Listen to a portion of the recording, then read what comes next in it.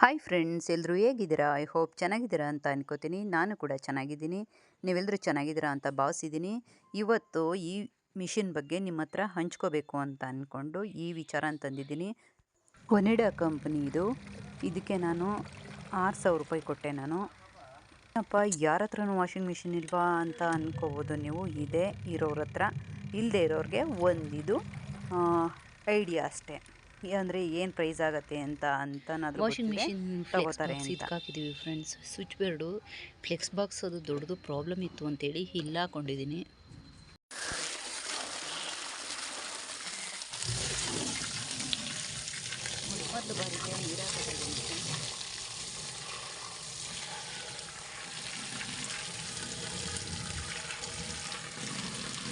ಈ ವಾಷಿಂಗ್ ಮಿಷಿನ್ನ ತಗೋಬೇಕಾದ್ರೆ ನಾನು ಕೂಡ ಮೊದಲು ಯಾವುದನ್ನ ತೊಗೊಂಡ್ರೆ ಚೆನ್ನಾಗಿರುತ್ತೆ ಅಂದ್ಬಿಟ್ಟು ಎಲ್ಲ ಯೂಟ್ಯೂಬ್ನಲ್ಲೂ ನಾನು ಸರ್ಚ್ ಮಾಡಿದೆ. ಆವಾಗ ಇದು ಬೆಸ್ಟ್ ಅಂತ ಅನ್ನಿಸ್ತು.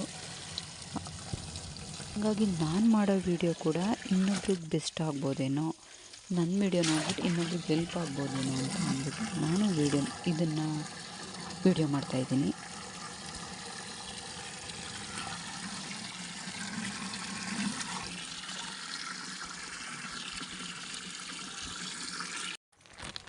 ಮುಕ್ಕಾಲು ಭಾಗದಷ್ಟು ನೀರು ಹಾಕೋಬೇಕು ನಾವು, ತುಂಬ ಹಾಕೋಬಾರ್ದು, ಯಾಕೆ ಲೋಡ್ ತಗೊಳ್ಳಲ್ವಲ್ಲ.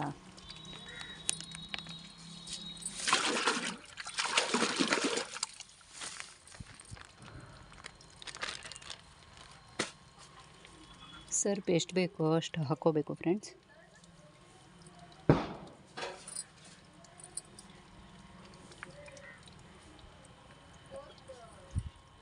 ಫಸ್ಟು ನೀಟಾಗಿರುವಂತಹ ಬಟ್ಟೆನೆಲ್ಲ ಹಾಕೋಬೇಕು.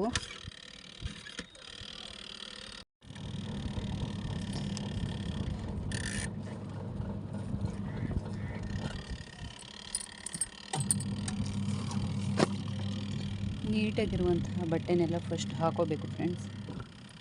ನಾನಿವಾಗ ಹಾಕ್ತಾ ಇರುವಂಥ ಬಟ್ಟೆ 1 ಅಥವಾ 2 ದಿನ ಹಾಕಿರುವಂಥ ಬಟ್ಟೆಗಳಷ್ಟೇ ಹಾಕ್ತಾ ಇರೋದು. ಅಂದರೆ ಡೈಲಿ ವೇರ್ ಬಟ್ಟೆಗಳಲ್ಲ, ಅಂದರೆ ಎಲ್ಲಾರ ಹೋಗಿ ಬಂದು ಯೂಸ್ ಮಾಡಿರ್ತೀವಲ್ಲ ಆ ಥರದ ಬಟ್ಟೆ, ಅಥವಾ ಬೆಳಿಗ್ಗೆಯಿಂದ ಸಂಜೆ ತೆಗೆದಿರೋ ಬಟ್ಟೆ ಅಷ್ಟೇ ನಾನು ಫಸ್ಟು ಸ್ಟಾರ್ಟಿಂಗ್ ಹಾಕೋದು.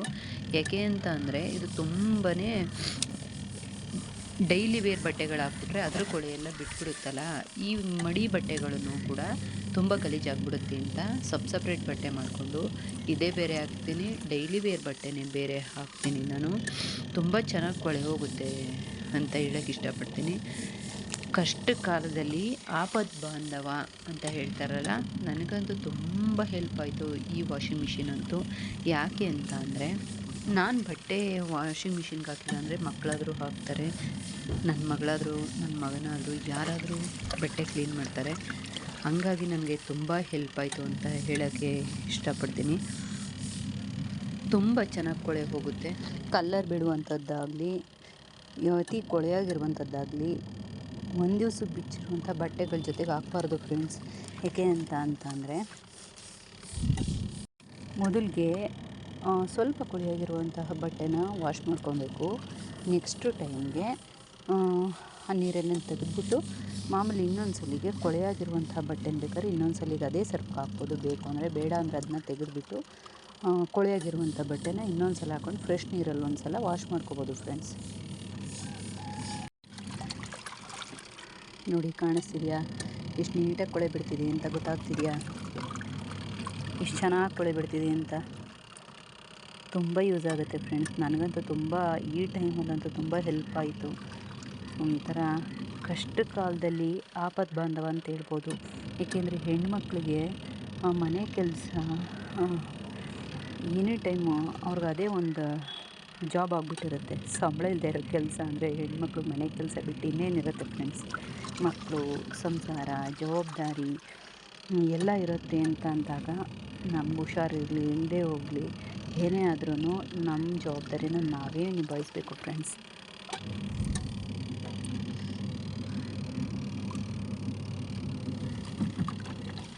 ನೋಡಿ, ಇವಾಗ ಒಂದು 3% ಬಂದಿದೆ. ಇದು ಫುಲ್ಲು 15 ನಿಮಿಷಕ್ಕೆ ಬರಬೇಕು ಅಂದರೆ ನೋಡಿ.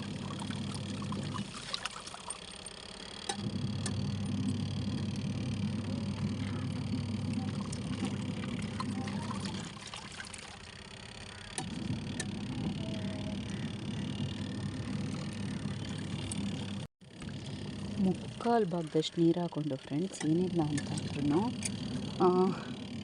8ರಿಂದ 10 ಶರ್ಟ್ ಹಾಕ್ಬೋದು ಫ್ರೆಂಡ್ಸ್. ಅಂದರೆ ಒಂದು ದಿವಸ ಹಾಕಿ ಬಿಚ್ಚುವಂಥದ್ದಾದ ಬಟ್ಟೆಗಳನ್ನ ಹಾಕಿದ್ರೆ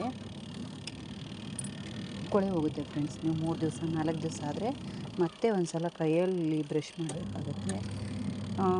ಒಂದು ದಿನಕ್ಕೆ ಕೊಳೆ ಹೋಗಬೇಕು ಅನ್ನುವಂಥದ್ದಾದರೆ ಫ್ರೆಂಡ್ಸ್, ಒಂದು ದಿನ ಹಾಕಿ ಬಿಚ್ಚಿರುವಂಥದ್ದನ್ನೇ ವಾಶ್ ಮಾಡಿದ್ರೆ ನೀಟಾಗಿ ಕೊಳೆ ಹೋಗುತ್ತೆ ಫ್ರೆಂಡ್ಸ್. ತೋರಿಸ್ತೀನಿ ನಿಮಗೆ ನೋಡಿ. ಒಂದೊಂದು ದಿನ ಹಾಕಿರೋ ಬಟ್ಟೆಗಳನ್ನು, ಬಿಳಿ ಬಟ್ಟೆಯನ್ನು ಒಂದು ಅರ್ಧ ಗಂಟೆ ಅಷ್ಟೇ ಫ್ರೆಂಡ್ಸ್ ಹಾಕಿರೋದು, ಆದ್ರೂ ಎಷ್ಟೊಂದು ಕೊಳೆ ಬಿಟ್ಕೊತಿದೆ ಅಂತ ಅಂದರೆ ನೀವೇ ನೋಡ್ಬೋದು ಎಷ್ಟು ಕೊಳೆ ಬಿಡ್ತಿದೆ ಅದು ಅಂತ ಹೇಳ್ಬಿಟ್ಟು. ಅಂದರೆ ಬಿಳಿ ಬಟ್ಟೆಗಳಂತೂ ತುಂಬಾ ಕೊಳೆ ಆಗುತ್ತೆ ಫ್ರೆಂಡ್ಸ್. ಏನು ಒಂದು ಅರ್ಧ ಗಂಟೆ ಹಾಕಿದ್ರೂ ಅದು ಎಷ್ಟೇ ವೈಟ್ ಅನ್ನೋದೇನು ಕೇಳಿ.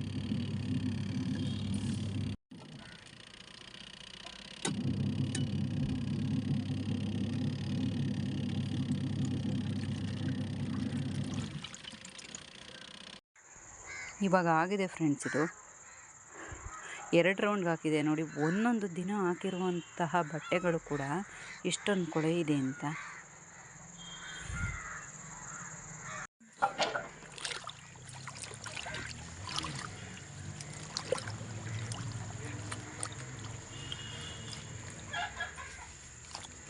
ನೋಡಿ ಫ್ರೆಂಡ್ಸ್, ಎಷ್ಟು ನೀಟಾಗಿ ಹೋಗುತ್ತೆ ಅಂದರೆ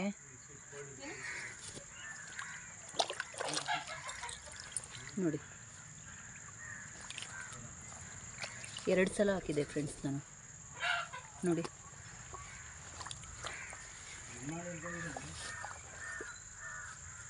ನೀವು ಅಂದ್ಕೊಂಡಿರ್ಬೋದು, ಏನು ವಾಷಿಂಗ್ ಮಿಷಿನ್ ಯಾರೂ ತೊಗೊಂಡಿಲ್ವಾ, ಇದನ್ನ ಬೇರೆ ಸ್ಪೆಷಲಾಗಿ ತೋರಿಸ್ತಿದ್ದಾರೆ ಅಂತ. ಹೌದು, ಇರೋರಿಗೆ ಆ ಥರ ಅನ್ನಿಸ್ಬೋದು. ಕೆಲವೊಬ್ಬರು ಸಿಚುಯೇಷನ್ ಅನಿವಾರ್ಯ ಆಗಿದ್ದು ತೊಗೊಂಡಿರಲ್ವಲ್ಲ, ಅಂಥವ್ರಿಗೆ ತುಂಬಾ ಯೂಸ್ ಆಗುತ್ತೆ ಅಂತ ಹೇಳ್ತೀನಿ. ಯಾಕೆ ಅಂತ ಅಂದರೆ, ನಾನು ಫಸ್ಟು ಕೈಯಲ್ಲಿ ವಾಶ್ ಮಾಡ್ಕೋತಾ ಇದ್ದೆ, ಹೌಸ್ ವೈಫ್ ಆಗಿರೋದ್ರಿಂದ. ಬರೀ ಇದೇ ಕೆಲಸಗಳಲ್ವ ಅಂತ ಬಟ್ ಮನೆಯೆಲ್ಲ ಆದಮೇಲೆ ತೊಗೊಳ್ಳೋದ ಅಂತ ಪ್ಲ್ಯಾನ್ ಇಟ್ಕೊಂಡು ನಾನು ತೊಗೊಂಡಿರಲಿಲ್ಲ. ಹಾಗಾಗಿ ಮನೆ ಮಾಡೋ ಟೈಮಲ್ಲಿ ನನಗೆ ಫುಲ್ ನಲ್ಲಿ ಎಲ್ಲ ಡೆಮಾಲಿಷ್ ಆಯಿತು. JCB ಯಾವುದನ್ನು ಉಳಿಸ್ಲಿಲ್ಲ, ಎಲ್ಲ ಫುಲ್ಲು ಹೋಯಿತು. ಅದೇ ಟೈಮಲ್ಲಿ ನನಗೆ ಕಾಲು ಫ್ರ್ಯಾಕ್ಚರ್ ಆಯಿತು. ಅಂದರೆ ಕಾಲಿಂದು ಮೂಳೆ ಸಿಡಿದ್ಬಿಟ್ಟು ಬೆರಳುದು 1.5 ತಿಂಗಳು ಫ್ರ್ಯಾಕ್ಚರ್ ಆಗಿತ್ತು. ಆ ಟೈಮಲ್ಲಿ ವಾಶ್ ಮಾಡೋಕ್ಕೂ ಕೂಡ ತುಂಬ ಪ್ರಾಬ್ಲಮ್ ಆಗ್ತಿತ್ತು. ಅಮ್ಮ ಕೂಡ 2-3 ಸಲ ಬಂದು ವಾಶ್ ಮಾಡಿಕೊಟ್ರು, ವಾರಕ್ಕೊಂದು ಸಲ ಬಂದು. ಪಾಪ ಡೈಲಿ ಬಟ್ಟೆನೇ ಅಷ್ಟೊಂದಿರುತ್ತೆ, ಇನ್ನು ವಾರಕ್ಕೊಂದು ಸಲ ಅಂದರೆ ಪಾಪ ಅವ್ರು ಎಷ್ಟು ಶ್ರಮ ಆಗ್ತಿತ್ತು ಅಂತ ನಂಗೆ ನೋಡೋಕ್ಕಾಗಲಿಲ್ಲ. ಮಕ್ಳಿಗೂ ಯೂನಿಫಾರ್ಮ್ಗಳು ವಾಶ್ ಮಾಡೋಕ್ಕೆ ತುಂಬ ಪ್ರಾಬ್ಲಮ್ ಆಗ್ತಿತ್ತು. ಆವಾಗ ಬಂದಿದ್ದೆ ಈ ಐಡಿಯಾ. ಅಂದರೆ ನಮ್ಮ ಮನೇಲಿ 20,000 ತನಕ, ಒಂದು 25,000 ತನಕ ತೊಗೊಬಿಡುವ ಅಂತ ಅಂದ್ಕೊಂಡ್ವಿ. ಬಟ್ ಆ ಟೈಮಲ್ಲಿ ಅಷ್ಟು ತೊಗೊಂಡ್ರು ಏನು ಸುಮ್ಮನೆ ಇಟ್ಕೊಳ್ಳೋದೆಲ್ಲಿ, ಸೇಫ್ಟಿ ಬೇಕಲ್ವಾ, ಅಷ್ಟು ತೊಗೊಂಡ್ರು ಅಂತ ಅಂದ್ಬಿಟ್ಟು ನಾನು ಇದನ್ನು ಸಜೆಸ್ಟ್ ಮಾಡಿದೆ. 1.5 ಇಯರ್ ಆಯಿತು ನಾನು ಇದನ್ನು ತೊಗೊಂಡು. ಅವಾಗಿಂದನೂ ಒಂದೇ ಸಮ ಬಟ್ಟೆ ವಾಶ್ಗೆ ಹಾಕ್ತೀನಿ. ಸ್ವಲ್ಪನೂ ಕೂಡ ಯಾವುದೇ ಡ್ಯಾಮೇಜ್ ಆಗಿಲ್ಲ, ಯಾವುದೇ ಪ್ರಾಬ್ಲಮ್ ಬಂದಿಲ್ಲ ಇಲ್ಲಿವರೆಗೂ ಕೂಡ. 5 ವರ್ಷ ಗ್ಯಾರಂಟಿ ಕೊಟ್ಟಿದ್ದಾರೆ ಮಿಷಿನ್. ಏನೇ ಪ್ರಾಬ್ಲಮ್ ಆದ್ರೂ ಅವ್ರ ಕಂಪ್ನಿಯವರೇ ರೆಡಿ ಮಾಡಿಕೊಡ್ತೀವಿ ಮೇಡಮ್, ನಮ್ಗೆ ಕಾಲ್ ಮಾಡಿ 2 ಡೇಸ್ ಆಗುತ್ತೆ ಬಂದು ನಾವು ರೆಡಿ ಮಾಡೋಷ್ಟರಲ್ಲಿ ಅಂತ ಹೇಳಿದ್ದಾರೆ. ಆ ಥರದ್ದೇನೂ ಸದ್ಯ ಪ್ರಾಬ್ಲಮ್ ಬಂದಿಲ್ಲ, ತುಂಬ ಚೆನ್ನಾಗಿದೆ ಕೂಡ. ಮತ್ತು ಇನ್ನೂ ಒಂಥರ ಯಾವ ಥರ ಮಾಡ್ತೀನಿ ಅಂದರೆ, ಒಂದು ಸಲ ಹಾಕಿದ ಬಟ್ಟೆನೇ ಅದು ಗಲೀಜು ನೀರು ಆಚೆ ಬಿಟ್ಬಿಟ್ಟು ಹೊಸ್ದಾಗಿ ಮತ್ತೆ ನೀರು ಬಿಟ್ಟು ಅಲ್ಲೇ ಜಾಲಿಸ್ಬೇಕು. ಇನ್ನೂ ಒಂದು ಸಲ ಇನ್ನೊಂದು ರೌಂಡ್ಗೆ ಹಾಕಿದ್ರೆ ಅದೇ ಜಾಲಿಸುತ್ತೆ. ಅವಾಗ ತೆಗೆದು ಒಣಗಾಕೋಬೋದು. ಆದರೆ ಬಟ್ಟೆ ಜಾಸ್ತಿ ಇದ್ದಾಗ ನಾನೇನು ಮಾಡ್ತೀನಿ, ತೆಗೆದ್ಬಿಟ್ಟು 2 ಬೇಸನ್ ನೀರು ಇಟ್ಕೊಂಡು ಜಾಲ್ಸಿ ಹಾಕ್ತೀನಿ. ಅವಾಗ ನನಗಂತೂ ತುಂಬ ಹೆಲ್ಪ್ ಆಯಿತು. ನಿಮಗೂ ಬೇಕು ಅಂದರೆ ಇಷ್ಟಪಟ್ಟು ತೊಗೊಳ್ಳಿ. ಯಾರೂ ಕೂಡ ದೊಡ್ಡ ಅಮೌಂಟೇ ಇಟ್ಕೊಂಡು ತೊಗೊಳಕ್ಕಾಗಲ್ಲ, ಆಯಿತಾ. ಕೆಲವ್ರು ಎಲ್ಲರೂ ತೊಗೊಳಕ್ಕಾಗಲ್ಲ ಅಂತನೂ ಏನಿಲ್ಲ, ಬಟ್ ಅರ್ಜೆಂಟಿಗೆ ಬೇಕು ಅಂತ ಅಂದರೆ ಒಂದೇ ಸಲ ದೊಡ್ಡ ಅಮೌಂಟಲ್ಲಿ ತೊಗೊಳಕ್ಕಾಗಿಲ್ಲ ಅಂತ ಅನ್ನೋರಿಗೆ ಒಳ್ಳೆ ಐಡಿಯಾ ಇದು. ನನಗಂತೂ ತುಂಬಾ ಹೆಲ್ಪ್ ಆಯ್ತಪ್ಪ. ಅರ್ಧ ಗಂಟೆ 15 ನಿಮಿಷ 2 ರೌಂಡ್ ಇದೆ, ಅದನ್ನ 2 ಸಲ ಹಾಕ್ಬಿಟ್ರೆ ಕಾಲರಲ್ಲೂ ಕೂಡ ಸ್ವಲ್ಪನೂ ಕೊಳೆ ಇಲ್ಲದೆ ಇರೋ ಥರ ಹೋಗುತ್ತೆ. ನಾನು ಯಾಕೆ ಮಾಡ್ತಿದ್ದೀನಿ ಅಂದರೆ, ತೊಗೋಬೇಕು ಅನ್ನೋರಿಗೆ, ದೊಡ್ಡ ಅಮೌಂಟಲ್ಲಿ ತೊಗೊಳಕ್ಕಾಗಲ್ಲ ಅನ್ನೋರಿಗೆ ಒಂದು ಸೊಲ್ಯೂಷನ್ ಅಷ್ಟೇ ಫ್ರೆಂಡ್ಸ್, ಆಯಿತಾ. ನಾನು ಬಟ್ಟೆ ಜಾಲಿಸ್ಬಿಟ್ಟು ಈ ಥರ ಟ್ರೇಗೆ ಹಾಕಿ ಇಟ್ಬಿಡ್ತೀನಿ ಒಂದು 1/2 an hour. ನೀರೆಲ್ಲ ಫುಲ್ ಎಲ್ಲ ಆಚೆ ಹೋಗಿರುತ್ತೆ. ಬರೀ ಬಟ್ಟೆ ಅಷ್ಟೇ ತೆಗೆದು ಒಣಗ ಹಾಕೋಬೋದು. ನೋಡಿ ಕೋಳಿ ಕೂಡ ಕೂಗ್ತಿದೆ ಸ್ನೇಹಿತರೆ. ನಾನು ಯಾವತ್ತೂ ಬಟ್ಟೆನೇ ಹಿಂಡಲ್ಲ. ನಾನು ಈ ಥರ ಟ್ರೇಗೆ ಹಾಕ್ಬಿಟ್ಟು 1/2 ಅವರ್ ಬಿಟ್ಟು ಒಣಗಾಕ್ತೀನಿ. ಅದು ಅಷ್ಟೇ ನೀಟಾಗಿರುತ್ತೆ. ಹಿಂಡಿದ್ರೆ ಎಲ್ಲ ಸುಕ್ ಥರ ಆಗ್ಬಿಡುತ್ತಲ್ಲ, ನೀಟಾಗಿರಲ್ಲ ಬಟ್ಟೆ ಅಂತ ಹೇಳ್ತಾ. ಬೈ ಚಾನ್ಸ್ ಹಂಗೂ ಕೊಳೆ ಹೋಗಿಲ್ಲ ಅಂತ ಅಂದರೆ ವಾಷಿಂಗ್ ಮಿಷಿನ್ಗೆ ಹಾಕಾದ್ಮೇಲೆ ಲಾಸ್ಟಲ್ಲಿ ತಗೊಂಡು ಸ್ವಲ್ಪ ಸೋಪನ್ನ ಹಚ್ಬಿಟ್ಟು ಬ್ರಷ್ ಮಾಡಿದ್ರೆ 1-2 ಸೆಕೆಂಡಲ್ಲೇ ಹೊರಟೋಗುತ್ತೆ. ಕೈಯಲ್ಲೇ ಹಿಡ್ಕೊಂಡು ವಾಶ್ ಮಾಡ್ಬೋದು ಅಂತ ಹೇಳ್ತಾ ಈ ವ್ಲಾಗ್ನ ಇಲ್ಲಿಗೆ ಮುಗಿಸ್ತಾ ಇದ್ದೀನಿ. ಯಾವಾಗಲೂ ನಗ್ತಾಯಿರಿ, ನಗಿಸ್ತಾಯಿರಿ, ಆರಾಮಾಗಿ ಚೆನ್ನಾಗಿರಿ. ಬಾಯ್.